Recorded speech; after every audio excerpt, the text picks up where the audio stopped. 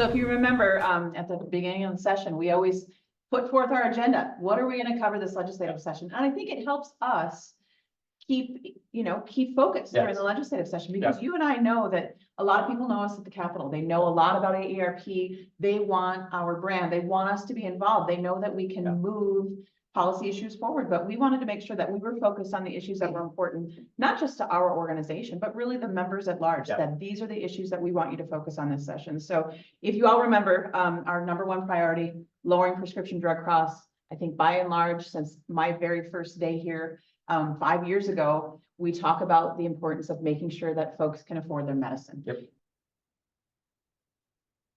So what's always nice about the session is there's opportunities for us to do a bill signing. And that picture right before was the bill signing for what we know is a long and hard fought battle to lower the cost of insulin. This has been, I think you and I talked about it, at least a 6-year journey. And it wasn't just us.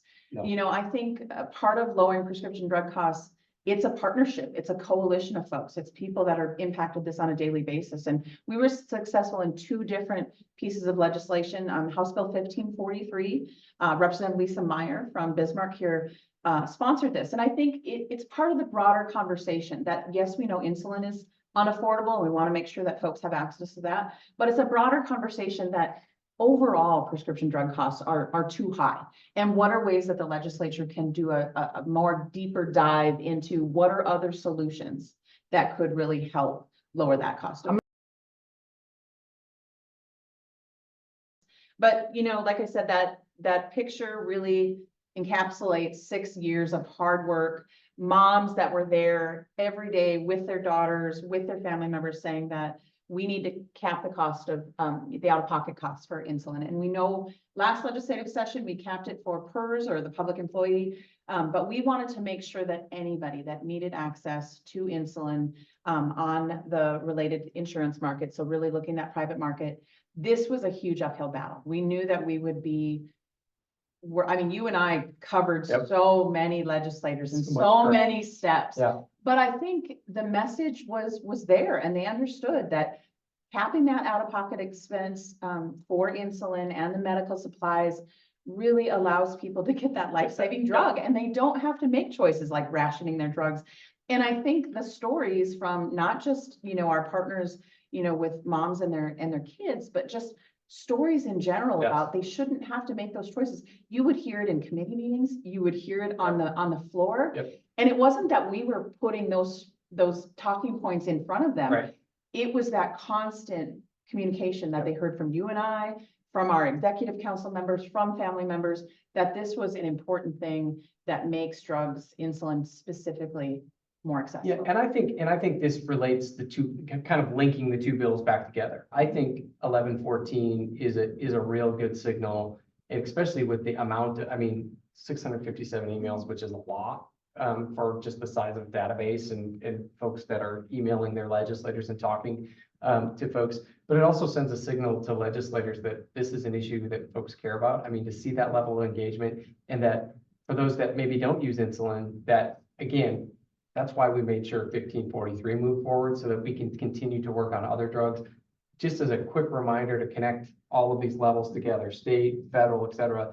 AARP has fought for years to lower the cost of drugs on the federal level. Medicare has just started negotiating prices. That's hence the reason to do the study, and really just helping folks understand 1114 is not it for us. We plan to continue to work on how we can lower prescription drugs at the state level, and that the state has a role in it. But 1114 is a really important signal and step to legislators about, yes, you can take action, and the sky doesn't fall when you do take action. So because else? By and large, you and I hear that all the time. That's a federal issue, but I think federal issues, state issues go hand in hand. And they did realize that, this was it might have been a small change for them, but it will make a long lasting impact for others. And, they often refer to the House Bill 1114 or the insulin cap bill as an old friend. And, I think on the next slide, you'll see from one of our new friends, we can't do the work without legislators that know the importance of this, not just for their constituents, but across the state. And Representative Carrie McLeod from Fargo was by and large our biggest champion related to this issue. She followed the bill. She walked the bill committee to committee. She put on just as many steps as we did, talking with her colleagues, talking with other folks on the House floor to say, this is key, this is essential. And so we've got a video of her here talking about why House Bill 1114 was so important to her as a legislator. Hello, I'm Carrie McLeod, and I'm a House representative from Fargo, North Dakota, District 45, up in the northern part of Fargo and out into the rural community. We have a large area of rural community out there that we represent. And I am so pleased to be a part of House Bill 1114. I'm just calling it the insulin bill that we passed this session. It's been worked on for a long time. And what it does is put a $25 cap on insulin and diabetic supplies. So it's just such an important bill. You know, we look at it being a life-saving bill, truly, because people with type 1 diabetes need insulin to live. And in the past years, we have seen the price of insulin go up as much as 1,200% on a drug that costs less than $2 a vial to produce. So there's a profit margin there that is above what is even reasonable. Even though I really support business and I believe in business and capitalism, I just feel that we really needed to help individuals that were seeing these horrible expenses. And so it did pass. It is signed into law by our Governor Armstrong. And this summer, our citizens of North Dakota will be seeing that cap on their insulin.